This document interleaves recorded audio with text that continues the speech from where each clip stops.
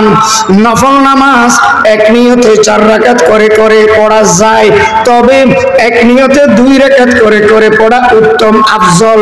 যেমন তাহাজ্জুদ নামাজ এক নিয়তে 4 রাকাত করে পড়া যায় জায়েজ, তবে এক নিয়তে 2 রাকাত করে করে তাহাজ্জুদ নামাজ পড়া বেশি আফজল উত্তম। যেমন সালাতুত তওবা, তওবার নামাজ এক নিয়তে 4 রাকাত পড়তে পারবেন, তবে 2 রাকাত করে করে পড়া উত্তম। সালাতুল হাজত এক নিয়তে 4 রাকাত করে পড়তে পারবেন, তবে 2 রাকাত করে করে পড়া উত্তম। এইভাবে নফল নামাজগুলো মসজিদে পড়া জায়েজ জায়েজ, তবে বাসায় পড়া আফজল, ঘরে পড়া আফজল, বাড়িতে পড়া বেশি সওয়াব বেশি আফজল। কেন কেন?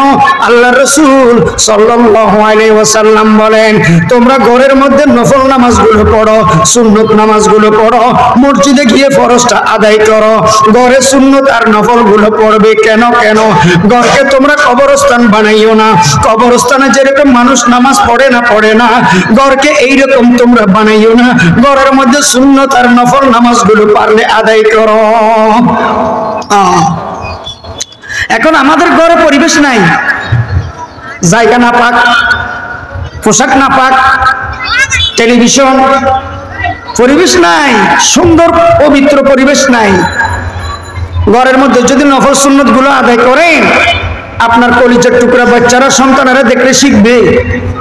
ঘরের মধ্যে যদি কিছু নামাজ পড়েন, সুন্নত নফল গুলো, এরা নামাজ পড়ার উৎসাহ পাবে, সন্তানেরা নামাজ পড়ার জন্য প্রেরণা পাবে, আগ্রহী হবে, এরও যাই নামাজ নিয়ে আপনার পাশে দাঁড়ায় যাবে।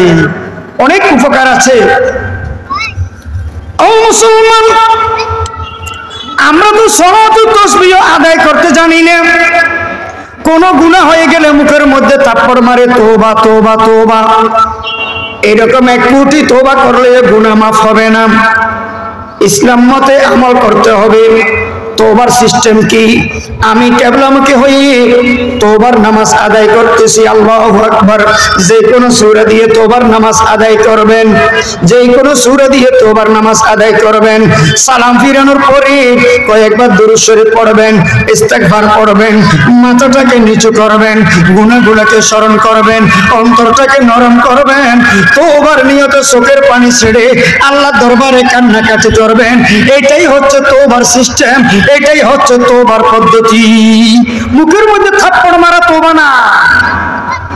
তওবা মুখের মধ্যে থাপ্পড় মারার নাম না। তওবা কবুল হওয়ার আলামত কি? তওবা কবুল হওয়ার আলামত আছে।